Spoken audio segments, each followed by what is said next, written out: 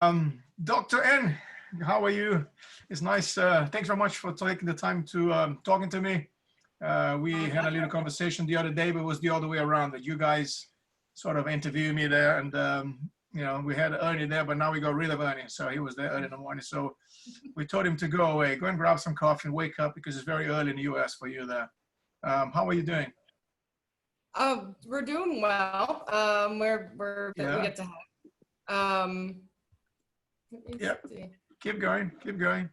Oh, On here. I think we're getting Zoom bombed.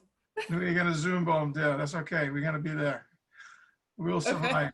Carry on, carry on. carry on. Um, so we just finished with Idan from Israel, and it was a very fun and exciting kind of morning so far. I can imagine. Up early to talk to Israel, and now Yeah, with all staying. this online stuff, it became very interesting. We sort of create another way of communicating with people. Despite the fact that being sometimes 5, 6, 8 hours behind, we still find a way to, or very early for you, but very late for the other person on the other side of the world. But it's nice. At least we can do that. We can communicate and spend more time talking about stuff that perhaps, when we met in a camp or in a training session or in a workshop, we didn't have the time to communicate. We didn't have time to talk about certain things because there's always that case of, getting people in, teaching them as much as you can, talking about whatever you're discussing, and then eventually you go away and that's it. So there's a very short gap, Mhm. between, stuff that we can talk and be more relaxed. So I guess this kind of interview allowed us to play with time a little bit more and discuss about all the things, not so much the practical side of it, but, like example, I want to find out about your background because when you told me that you got a literally a PhD or something to that extent, or was a DPT as I call it. And So I have my doctorate in physical therapy. So wow. it's not a PhD. I haven't done research. Oh, Um, okay. but yep. So But I got tell me about 2000. it because Yeah. people want to find out about this kind of stuff later. At least I found it amazing to, as I said to you, if I had a PDT, DPT, or PhD, I would even my mom to call me a doctor every day. So there's no such a thing as my son anymore. I'm Dr. Joe for you, mommy. There are a couple people who do call me doctor. Uh huh. But geez, I think it goes back to, so my undergraduate degree is in dance. So I've always been interested in body mechanics, the way the body moves, how it makes people happy. And so I originally thought that I would be a professional dancer. But when I graduated, I realized how tough that was. Um, so I'd done an internship in physical therapy, and I thought, well, hey, I can be a physical therapist for professional dancers. Wow. Um, and right about that time, my brother was in the military, and September 11th had happened, and it was just it was a changing world. And I was like, you know what, I really don't want to work with dancers. I'd rather work with the military, with amputees and brain injury patients. So I started volunteering at a hospital that specialized in those types of injuries in Philadelphia. So I was in school. I was working um, at in the hospital affiliated with the school that I graduated from, and then I was working another job at a rehab for brain injuries, and I got pregnant. And Wow. my doctor was like, you need to slow down. You can't be in school and work a couple jobs. It's just not healthy for you or the baby. So I had to slowly cut back on all of uh, my working hours. Right. And Isabella was born in September, and they ended up putting me on bed rest in June. Wow. So I was in the hospital on bed rest from June until August. And Really? then, That was like that's almost the whole pregnancy, if you like it, huh? If you have yeah, to come. yeah, Wow. it was a long time. So then I was able to go back to school at the end of September. My doctor, or the end of August rather, my doctor felt that I was fine.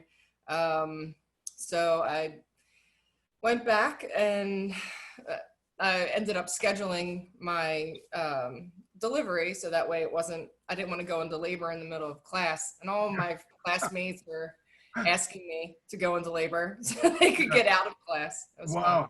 that's Yeah. amazing. So the end of September, I had Isabella, took a week off from school and went right back. And A whole week off, yeah, that's a it. week off. This is what I think the females are phenomenal because they do stuff like that. I just, literally pushed a human being outside of it, and now we're back in business as if nothing happens again. Yeah, I had worked too hard to get where I was. So, Yeah. and I had a lot of support. My family was great. So Wow.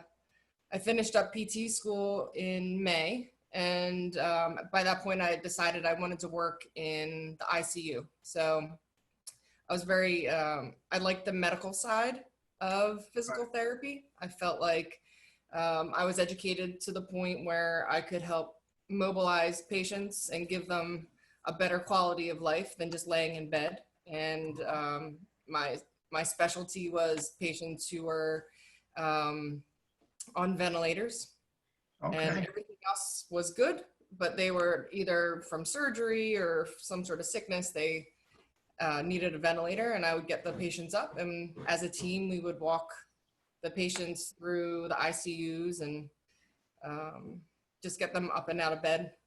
So I did that for a while, and then I got in trouble. So I gotta go to trouble. I got in trouble. It was so there's a kind of like a pecking order in hospitals, and the surgeons knew that I would get their patients up and moving, and that was like I came to work ready to do that. So they would stop asking my directors or my bosses, and they would just come directly to me to schedule their patients. And my directors didn't like that, so I can imagine. it Wow. became a very hostile workplace. So I left and went to a place where they actually had even sicker patients. They were long-term care, so they had been on ventilators for a long time. So I got to work there for a while, and Isabella got older, and I needed to spend more time with her, so I went into helping people in the home. But it's always been just about using the knowledge that I have to help people problem solve, to have a better quality of life. So yeah, that was my life as a physical therapist. And then I found strength training and Krav Maga, and I was like, ooh. Yeah, my other question is that when you start martial arts, I mean, you're talking about dancing, you're talking about, physical therapy and all that, but when actually martial arts started, is there any specific style, or it was Krav Maga, the first love? First love. So I joke with Ernie because I tell him I'm not a martial artist. All I know is Krav. And he was training one of the local DJs in Philadelphia, and it was a DJ that I listened to on the way to work. Is there anyone in Philadelphia or around the US that he didn't actually train? Because the more I look at it, my gosh, those pictures you put it on Facebook, that stuff goes way back, isn't it? Wow. I think Ernie either knows everyone or knows like that someone who knows someone, yeah. He's got a guy. I didn't teach that guy, but I know his instructor. Wait a minute, let me call the guy. Exactly. I know that stuff. Yeah. So yep, I heard about it on the radio, and I'm like, wow, that sounds like fun. I hadn't danced in a while because I was, I was in school and busy. So I drove an hour to take a 45-minute class, and it was the most fun I'd ever had. I loved it. I drove an hour to take a 45-minute class, yeah, and then another hour back. Yep, an hour back. My father was a police officer in Philadelphia. So when I got home, he's like, well, how was it? And I'm like, we learned how to get out of a choke against the wall. He's like, what? And I'm like, come on, choke me. And we learned, the choke with the hands. And my dad, being a police officer, understood that was pretty easily defended. So he choked me another way. And I'm like, damn it, I don't know how to fix it. I don't know how to defend that one. I need to go back for the second lesson. We didn't learn that bit, yeah. Mm-hmm. So I trained with Ernie for about 6 months, and that kind of like corresponds with when I got pregnant. So I had to stop training because I was pregnant. Right. And then I kind of just lost touch with the Krav world. I was doing more kettlebell training. Okay. And then there was a jiu-jitsu school around the corner from my apartment. And I thought about getting my daughter into jiu-jitsu. And so we went to watch a class, and she wasn't into it, but I saw in the window that they had Krav classes. And I'm like, yes. And it was Ernie. And I'm like, oh my God, I know him. So I started taking lessons again. He didn't remember me. But I'm like, I remember you. I trained, and, I took classes from some of Ernie's pretty impressive friends. And it was just like, I can't believe you don't remember me. And he didn't. So we started training again, and the rest is history. Yeah. Wow. And how long ago was that? It was a few years back. That was about 6 years ago. 6 years. Wow. Amazing, huh? Yeah, it's funny. I mean, I've back in my martial art past training karate and stuff like that. Many things we've seen this other scenario when the parents will bring the kids to the club, and then eventually they look at, this is actually interesting. Let me come and join with the kid just for the warm up. And then after 3 months, can I start teaching? Can I start training? Actually, yes. And then after 6 months, the kid will stop training, and then the parents will continue, and eventually, end up reaching a black belt and so on. And then the kid comes back because of the father, the mother there. Oh, if you can do it, I'll go back and do the same thing again. It's a very interesting circle there. But then, of course, you mentioned about the kettlebell. Kettlebell is a completely different story. We can talk about that for a whole day. Yeah. I did the very basic one, the HKC, the hardstyle kettlebell challenge kind of a thing, many years ago. Before the whole breakup between the guy that used to run and the main organization, US, and so on. And he created his own brand and so forth. But yeah, that was Krav Maga, kettlebell, and coffee seem to go everything together, isn't it? Because everyone that I knew that done Krav Maga used to have a kettlebell and then drink coffee all day long and eat meat. That was pretty much the vibe within this crowd. It was quite interesting. And you still working with kettlebell? You still teaching or exercising with that? Yep. So I'm a certified kettlebell coach through Strong First. Okay. So when the RKC separated and Paul decided to start Strong First, that's the lineage, I guess, that I was brought up in. And I like it because it's based in principle. Okay. There's a reason behind why they move. They do a lot of research, so it helps my the nerd side of me. Right. But it all kind of fits together. So if you go back to, I'm actually doing a lecture on body mechanics, and I've been doing a lot of research, and it's, these developmental movement patterns that I learned as a physical therapist, right, then were reinforced through the Strong First kettlebell movement. Okay. And then you can see it in Krav. So with Krav having so much influence from Moshe Feldenkrais in the beginning, all those natural movement patterns are actually developmental movement patterns that are they're ingrained. So it's almost like a reflex. That's why it's such a natural thing to do. And then we as humans kind of screw it up because we sit all day and we get up from the floor. Not to do the right stuff when we're supposed to, Mm-hmm. So, yep. So because I've used kettlebell many years ago for a very specific period of time when I was preparing for my black belt grading in Israel and some other stuff there. So for weeks I was in a lot of swings, a lot of Tabata training, interval training, and that kind of stuff. That when you know the story, when you're under stress in a multiple attacker scenario, we need to explode very fast, do what we need to do, and then go into a relax again. It's always this up and down, up and down. I guess the kettlebell, the workout, it fits exactly what we need to do in terms of, when it comes to a fight or a self-defense scenario. And I remember it was very good. Now I've got a 20 kilos one sitting outside. Every time I go there, I play a little bit with it, but it's a kind of a tough one. But it's interesting. So it's nice to get people to, sometimes get involved in something different when you don't have, example, now the time to go to the gym because the gym is not there.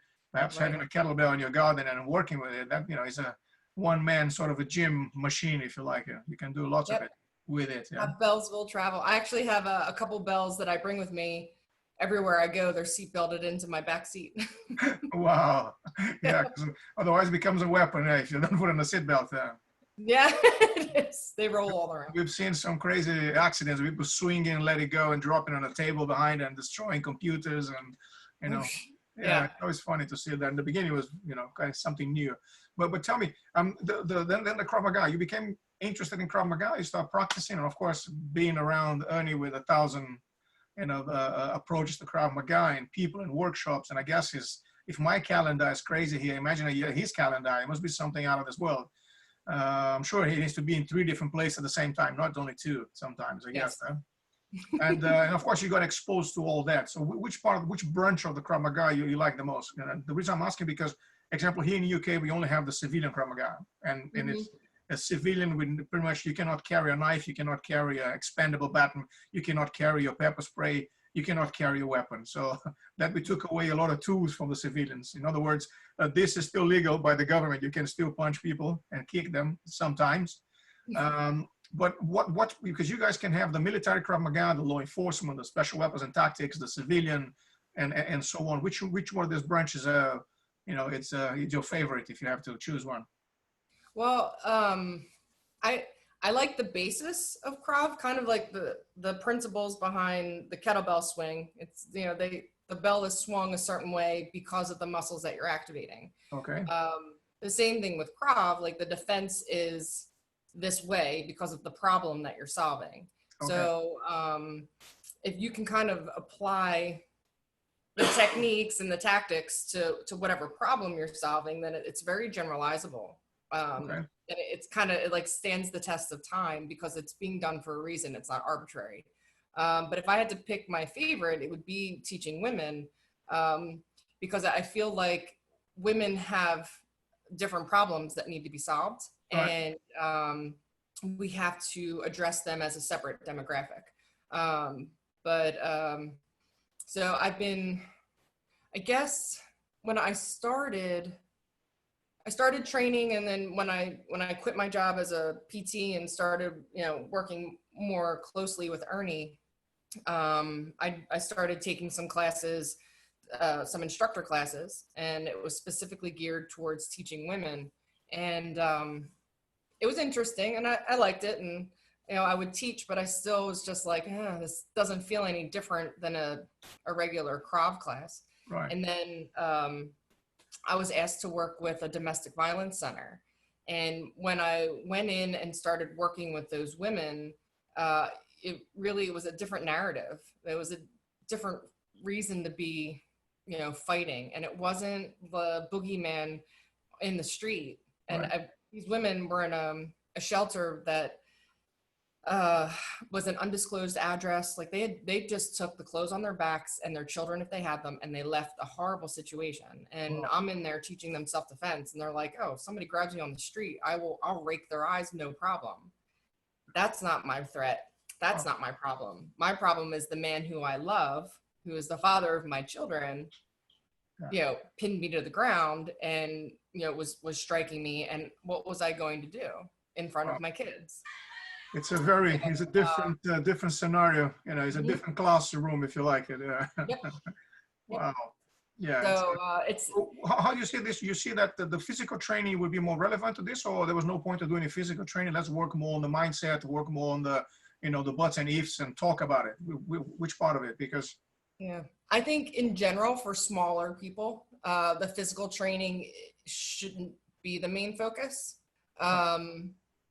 I think that there's so much you can do before you have to engage, and that should be brought to the forefront more often. So when it comes to domestic violence, which I don't know how that translates into England, but in the United States, that's the main threat that women face.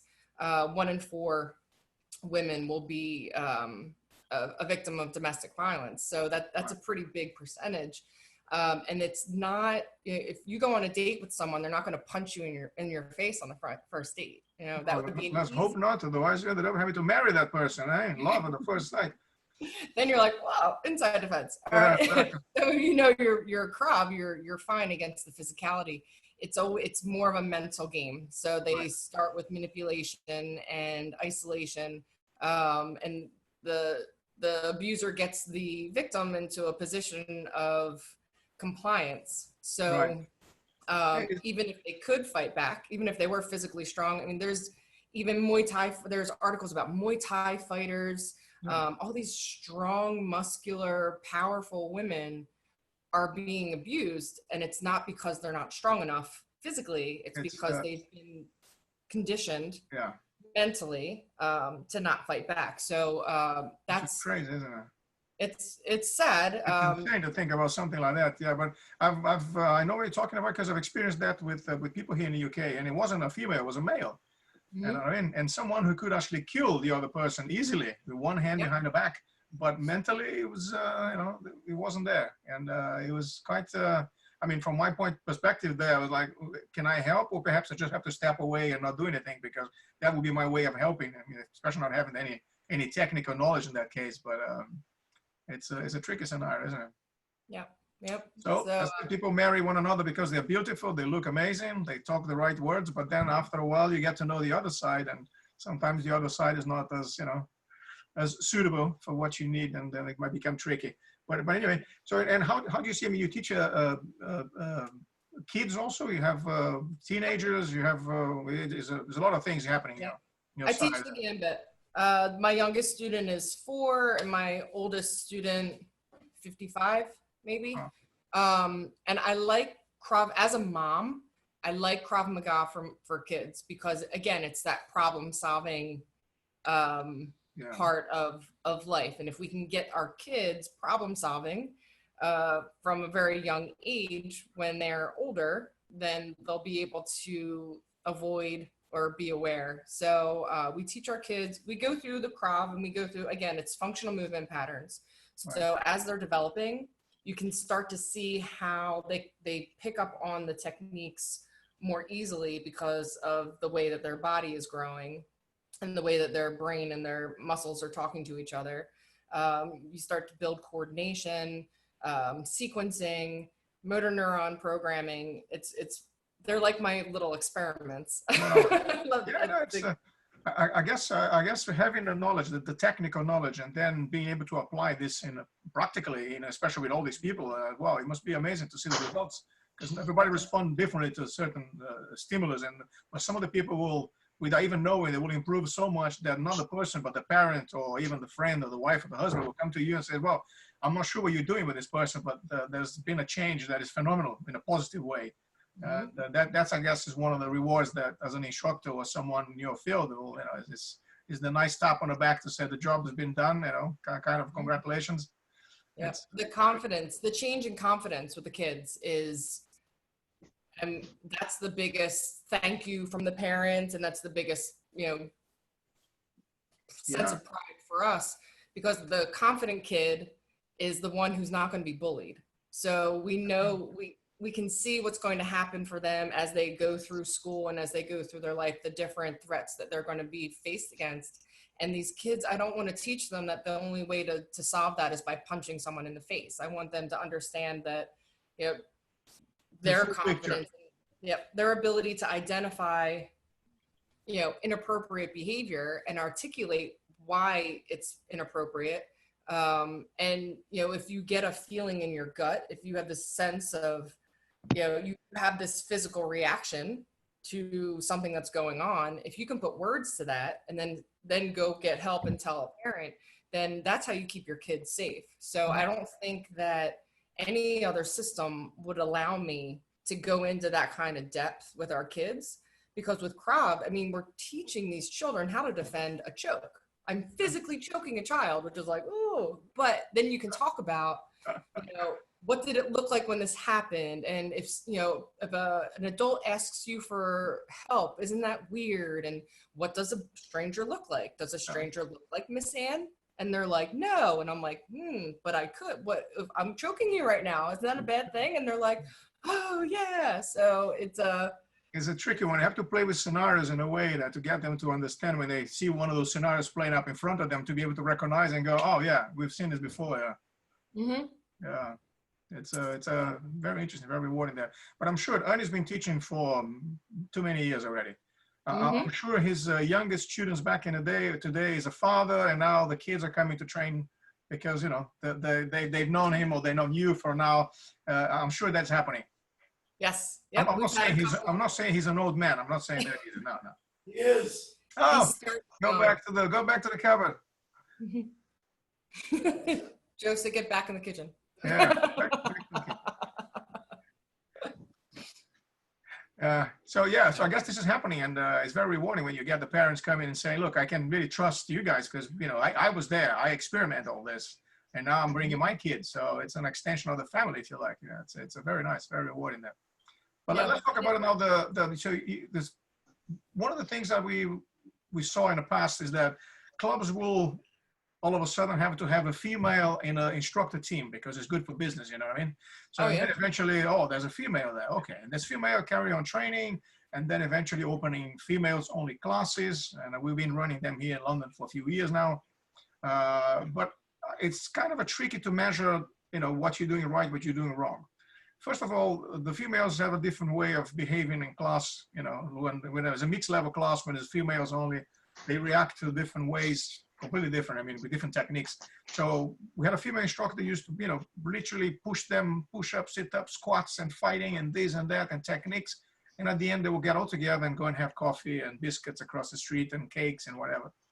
So with the male instructors, the reaction was completely different. So, you know, you will approach the problem in one way. They will look at you like, can we talk about something else?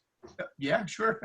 You know, so when I used to joke that in every females class that I used to teach in the past, I've learned more than they've learned from me for sure. Because it's like, aha, there was another behavior that I wasn't ready for that. That's another way of dealing with the problem. That's another way of breaking the problem down.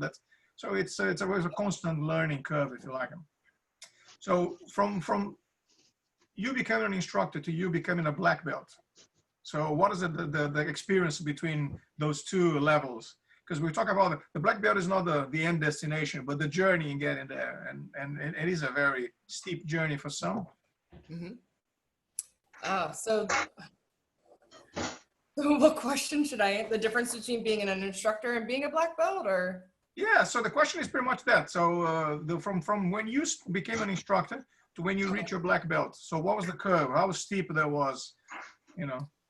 Well, it was an interesting road because of my circumstances. I think I was on a bit of an accelerated path. So because I've had so much background in movement and movement patterns, picking up the techniques became, it wasn't that difficult to pick up the techniques. So in my mind, I just translated it into choreography. So I was about to say, as a dancer, you just took that as a dancing step, yeah. Yep. And I mean, it is. Yeah. You see these videos of people doing techniques on YouTube and there's no resistance. So it just looks like choreography. Good, like I never thought about that, man, yeah. Yeah, that part was pretty easy for me to pick up. And because I've been, it was, you know, 24/7, our life is Krav Maga, all of our friends do Krav, we travel to Israel, you know, I've had the quality and the quantity of instructors in a shorter time period that it takes some people years to get. Yes. Just because of being in the right place at the right time and knowing the right people. So I feel like I just had more opportunities to test and to grow and to get things wrong and be like, oh my God, all right, there's another thing I need to fix. So it was always kind of testing out what I knew and what I didn't. So when it became, you know, time for me to test for my black belt, it was, in comparison to some other people, a pretty short time. So in order to ensure in my mind that I wasn't just getting the belt because I was in the right place at the right time, I ended up having multiple black belt tests. Wow. With multiple people. Being good or bad, I'm not sure, but keep going. So I thought it would be great. And then after my first one, I thought I was going to die. And I'm like, I can't believe I want to do this again. But I felt really lucky because I get to continuously see what I can do under stress and look at my reactions, because I look forward to the time when I freeze, because that's when I'm like, huh, what do I do now? I found a new problem I have to solve. You learn it from the experiences and trying to digest and fix it and move on from that and avoid that happening again. Yep. And it's different. The ability to train with different people kind of gave me that more quickly. I remember when you came up and you came to train, you did a machine gun takedown with me, and you were very gentle. And I didn't know that the real technique was that you would have dropped me on my head and snapped my neck. So as that's the stuff we don't tell the kids, the others never do that. Yeah. As you gently lowered me to the ground, I'm like, Joe, you're not done. I'm still active. And Ernie got so mad. He's like, no. And I'm like, wait, I don't know. I've never. So I just don't train with as many people who feel comfortable doing a machine gun takedown with that high level of skill. So I didn't know, and I would have never known that if I wouldn't have trained with you. So it's like, because I get to train with all these different skill levels and all these different backgrounds. Sorry, I'm crying. I'm laughing. I'm crying. I'm remembering now. I was like, yeah, I remember that now. Yeah, I was so embarrassed. But that's for me. Like, I'm sorry that I screwed that up. But I'm like, now. No. This one. Remember, one of the hardest thing is when you meet different people that you're not used to train with, to establish what level you're gonna go on this thing here. So this is why around the beginning I said, look, I'm gonna go as fast as I can, as aggressive as I can, but the idea is not to hit anybody. It's to actually hold it back and control, which makes it even more complicated because, you know what I mean? It's like you trying the 100-meter sprint by stepping out of the block, taking 2 steps, and then holding on the brakes and stopping full on. It's insane. Like we do the thing against a stick attack. You jump towards the guy trying to punch him in the face, but then you hold it back because you don't want to hit him. So, it's like it's a crazy way of doing this. But yes, the fact that you had the chance to train with different people from different levels. I mean, you can have special weapons and tactics officers walking around there and doing the training with you, which is, I mean, I would have chopped Ernie's little finger if I had a chance, not mine, his little finger, to train with those guys, you know what I mean? So this is a very unique perspective there, which of course opens the doors, especially the mindset of, these are the ways I can solve problems. These are the ways maybe people have, issues on the street, police officers having to deal with them all day long. And tell me about the experience of going to Israel, because people talk about Israel like it's something out in the sky, the big cloud, and everybody there, it's absolutely ninja. They know everything about Krav Maga. So what was your, because I can tell exactly how I felt, but like, I was pretty green when I went to Israel. I didn't didn't take the instructor course. I was just there for that what was it? The first level course? The experience, the Wingate. So I was just there as a student, which was great. So I just got to absorb as much as I could. And it was, Guy Moore just intrigued me. I'm like, really? This guy? This is like the head of Krav? But he doesn't, because Guy is not like that, I will kill you. Guy's just like, he's always ready. I will ask a question, you're going to kill yourself because it's going to take you too long to answer that. I liked the way that they had a methodology behind the teaching. So it appealed to the nerd in me, the academic. I liked that I was in a college setting learning theory. And then when we actually went and took the classes, it wasn't what I expected. I really thought it was going to be like murder, death, kill. Hold on, yes.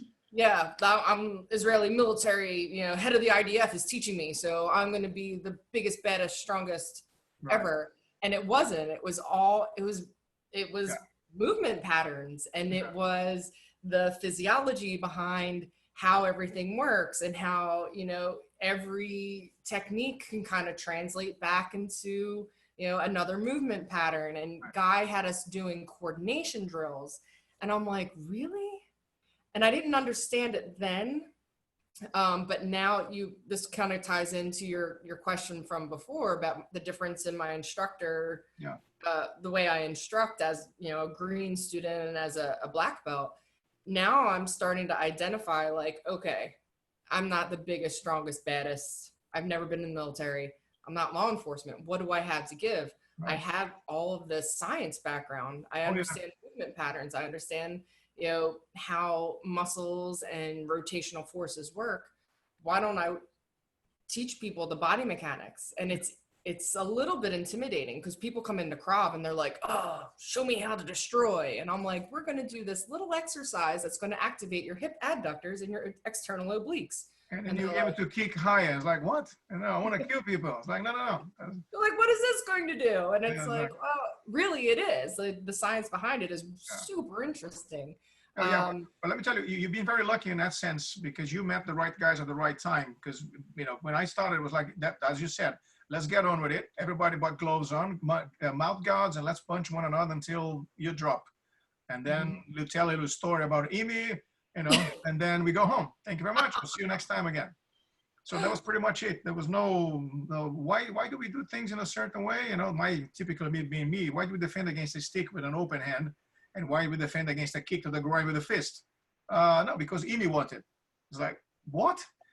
Is that it? There's no science behind it? No, that's because it was the way.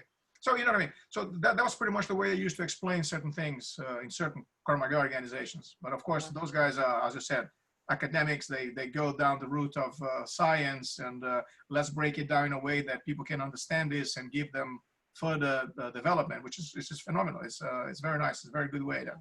So we'll be very lucky.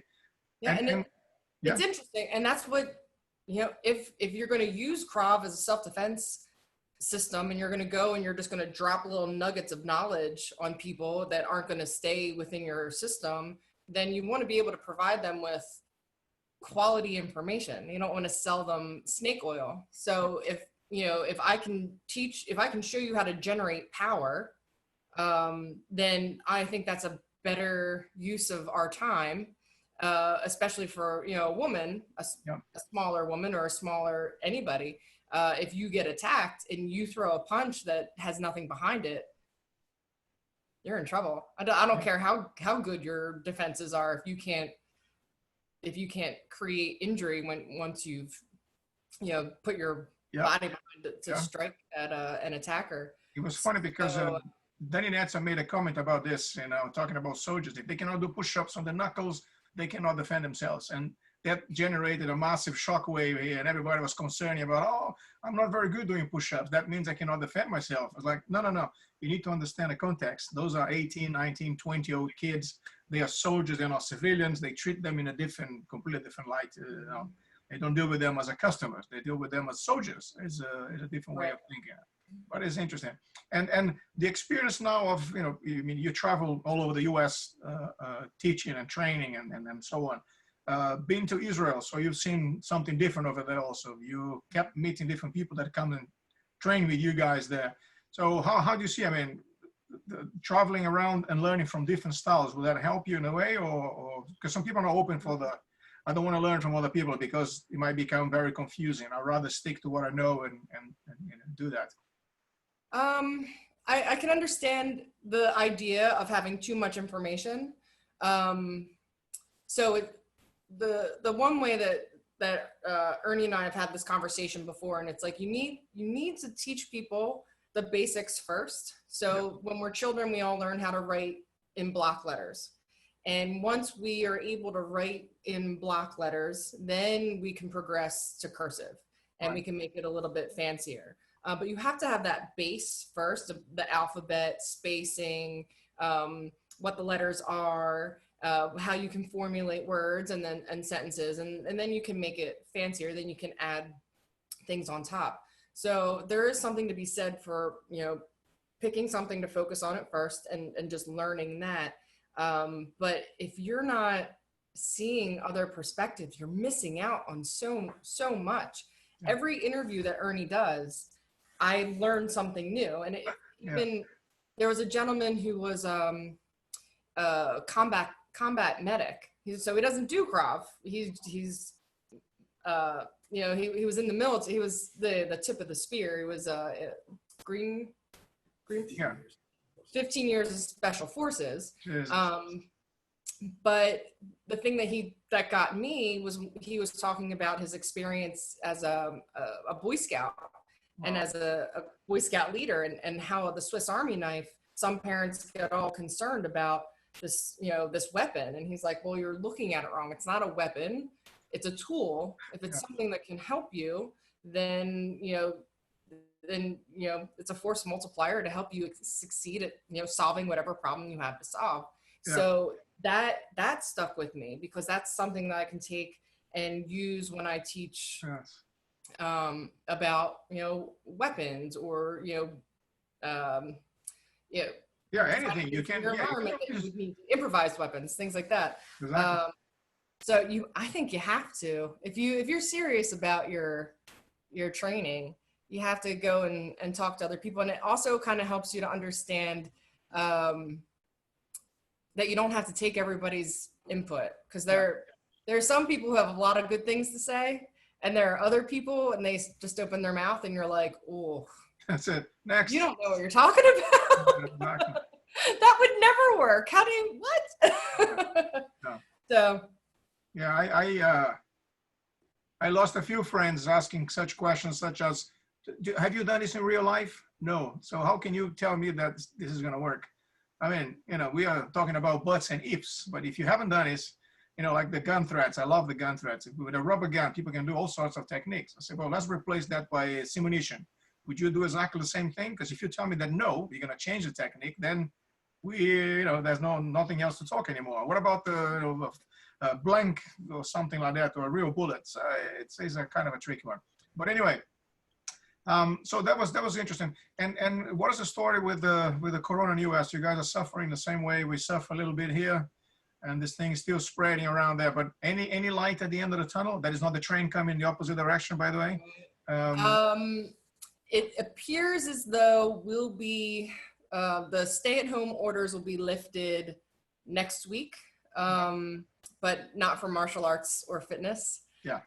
We still have to wait a little while for that. So we're hoping by July we'll be able to train. So there's a couple of us that are checking into loopholes, because you can have 25 people gathered outside. So if we have the correct social distancing and masks, if we have bags outside, then I don't know where that falls on the scale. So it changes hourly. It's not even day by day here. Every hour something different. The directions are not very clear, and then there's a kind of, let's hope it's going to work, but otherwise you have to change it. Interesting. And what's the plan? You guys have camps, because you guys run also summer camps and winter camps and all sorts of other things. So what will be the next one? We have Krav Camp. So the International Krav Camp is, if you can't travel to train with all these different people, you can just come to Krav Camp and they'll come to you. So that's in August 14th through the 16th in upstate Pennsylvania, in a county that's already open to green. So that means that we could train. And it'll be, the theme this year is from the ground up.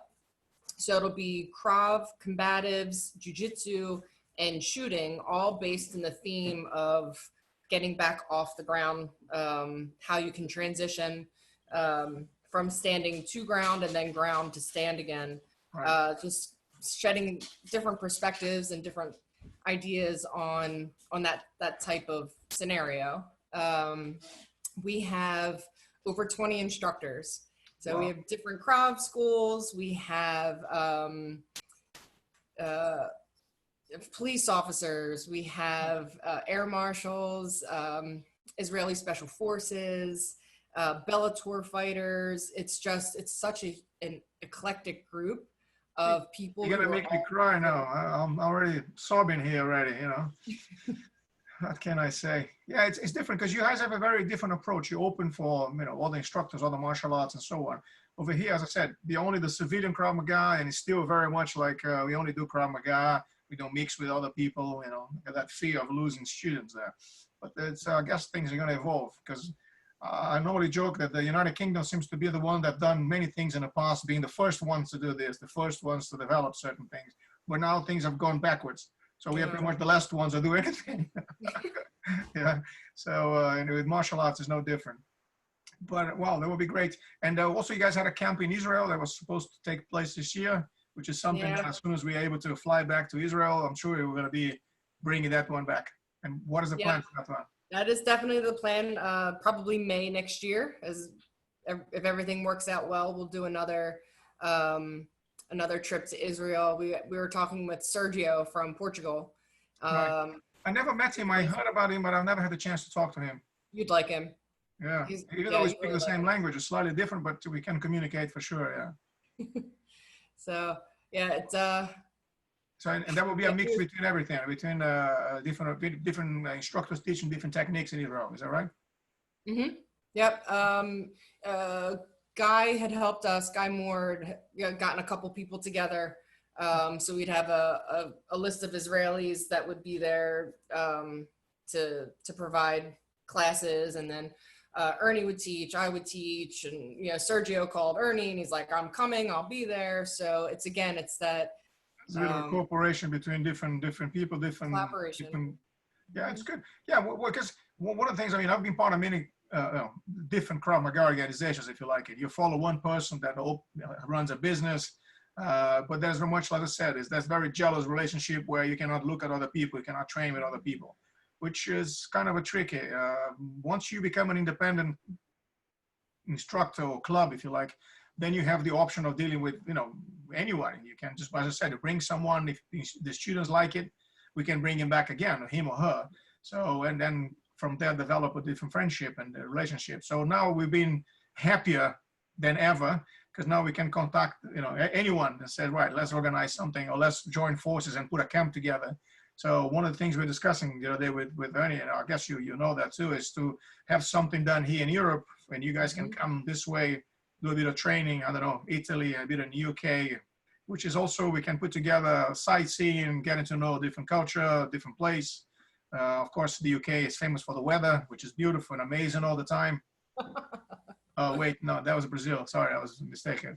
But anyway, yeah, so, something like that, which, and of course, over here is very easy to travel, because in a 45-minute flight, 1 hour flight, you can go to almost, go past Holland and Germany. 2 hours, you go to Poland. And in the US, 2 hours, you don't go anywhere, isn't it? It's like a very small flight. But I'm sure you're going to be able to do this soon. Let's just hope for this little virus to go away and don't come back again, which is, I guess, what we needed. How's your brother? My brother's still working 100 hours a week only. He's an insane guy. He works in 3 different jobs within the London Ambulance Service. But so far, he's okay. He said the numbers have gone down, and now they have other problems to deal with. But I guess it's going back to some kind of a normality there. But let's see it. Let's see. Let's hope when the schools open here again, if the numbers are going to still be low, or if they're going to increase. Let's see how the government will deal with that. Maybe keeping us at home, and I'm not sure. But well, it's the way it is. But we have to deal. As I said, I like the Israelis saying. They have this saying, "What we need to fight with the weapons we've got, and then we have to win." By the way, yeah. So it's like in Hebrew sounds much nicer, but in English. But listen, we've been talking for a while. I'm a big fan of the Israeli frankness. Yeah, exactly. Yeah, I need to get my more words in Hebrew, because I only know, I think it's like, can I have a falafel with no spices? That's all I needed. Yeah. But it's all good. But listen, thanks for your time. We've been talking for a while. I guess we covered, stuff that we wanted to cover. And as I normally say to everybody, if we like this, we can do it again. Hold on. Questions. We have a question here. Yes, of course. We're. Let me get here. Yes, 2 questions. So, okay. How would you diffuse conflict? That's one question. Any advice on how to control your emotion and stay calm in a dangerous situation? That's huge. That's something I work on. Hold on, let me open a bottle of wine first, then you're gonna go back to that question. Yeah, every time I train, because I feel like being able to respond to something is much better than reacting.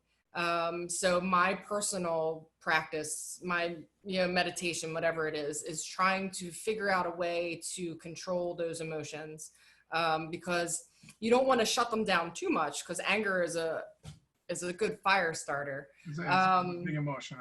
But you need to be able to make sure that you're controlling the situation, and the situation isn't controlling you. So What I have, I can't even answer that. I haven't found that yet. That's still a continual learning process for me. Development. The closest thing to an answer that I've come up with now is just trying to be as aware as possible. I'm not an advocate for going hands-on. That's my last case scenario. If I do go hands-on, it'll be more than likely you have to finish what you start. Yeah. So I always try to see how many steps ahead I can be. So I try to train my awareness. I try to identify my baseline wherever I go. I try to think about scenarios before they happen. It's not that I'm judging anyone or anything, but if I go somewhere and I start to feel uncomfortable, I start planning before something happens. What are my exits? What do I have to go through to get to my exits? If I needed to strike, what am I going to strike with? Is there a force multiplier? So being a bit of a control freak and a planner, I kind of rely back to those skills of, just trying to be as aware of what's going on around me, so that I'm not taken by surprise, so I can respond. But that's definitely best case scenario. And one of the things we talk in class all the time is you find yourself in a headlock on the floor and someone's sitting on you. And the question is, how did you end up there? You know, the other does exactly the same thing. Oh, put this rear naked choke and you go both legs around you. It's like, whoa, whoa, whoa. Take me back 1 second, 2 seconds, 10 seconds. Could you have prevented this by doing something else? Could you have prevented by moving, by getting out of there? You know, and this kind of a scenario. But one of the things that I use for controlling emotion is also the breathing, the tactical breathing, as even special forces have, that you're breathing a certain rhythm, you know, inhale, exhale, and all that, slowly trying to control and be able to think. Because if you stop breathing, you will not be able to think very clearly, and then of course you're going to react, and the reaction might not be exactly what you're looking for. Yeah. So they say if you inhale for 4, hold for 7, and exhale for 8. It kind of tricks your parasympathetic nervous system to make you think. Like if you're able to breathe that way, then you're safe. You're not in danger. So you trick that nervous system response. So that kind of helps you to control a little bit more. Yeah, because we are funny creatures, aren't we? My kid has got one of those what's it called, the virtual reality thing. And even though you know you're standing in your living room, there is nothing in front of you. When you put that thing on, all of a sudden there's a massive drop on the game, of course, when you're playing this game. You know, your heart rate goes up, I'm there sweating, you know, deaf and blind and all this kind of stuff. Then, of course, the breathing, the training. But because we know it's a joke, because I know it's a game, so it's easy for you to control that. But if you stand in front of somebody screaming, shouting, threatening, perhaps the reaction will be different. But yeah, so she's saying thank you here, Maria. Thank you very much. Thanks for the answer there. Anyone else would like to ask any questions before we let Dr. Anne go and relax and have breakfast? Have you got any more interviews today? No. Oh, that'd be great. Training today. I look forward to Saturdays. We do, Ernie and I do a little bit of judo and jujitsu on Saturdays. If you can choke him, put him to sleep for me, please. Yeah. Slowly. Thanks for the interview. Thank you. Yeah, all right. Thank you. Someone is thanking you. I'm not sure exactly who it was, but I'll tell you later. Anyway. Oh, I didn't even realize there were people on. It's Asimakis. Hi, Joe. Hi, Anne. Hey, how you doing, Asimakis? You all right? Yeah, thanks for watching that. I will make this available later so you can pick it up from the beginning, and if you miss anything there. Thank you. Right. Appreciate it. Thanks for your time. I will be talking to you some other day with more time, and we can talk about different things and try to, you know, get the calendars together and plan 2021. Yes. All right. I'll be there. Thank you very much. Appreciate it.